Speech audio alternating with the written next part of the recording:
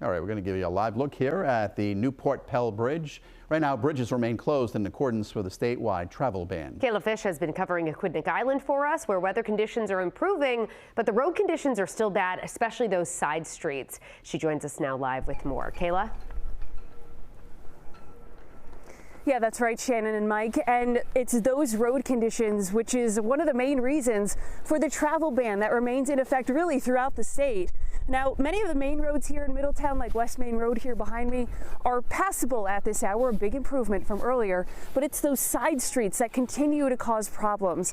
Now, earlier tonight, we did a ride along with the fire chief here in Middletown, who showed us what he and his crews have been dealing with.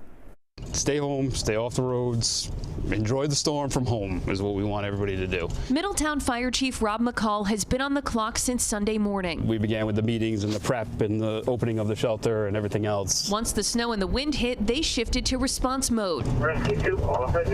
Not only answering typical emergency calls, but others related to the storm. But these are some of the calls that we're responding to that we don't normally respond to on a day-to-day basis. He took us along for the ride. Up here where our engine company is up here, this is where they were having trouble getting into a neighborhood just due to the amount of snow. Another call to help a woman who lost power get out of her house. She has a room at the Holiday Inn Express, but she cannot get to the hotel itself. So she's asked for assistance from us in getting to the hotel. Her home looking like many in town. Some of the stuff that we are dealing with right now is limited access. This is a typical front gate. We can't even get inside to get to the front entrance. Firefighters arrived as police worked to shovel the walkway. Then they helped the woman get out using a ladder to lift her over the fence. All right, ready? I got it. All right, 1, 2, 3. Here we go. You got it? All right. Major roads like West Main are now passable, but it's a different story on the side streets. These roads serve a little neighborhood in here.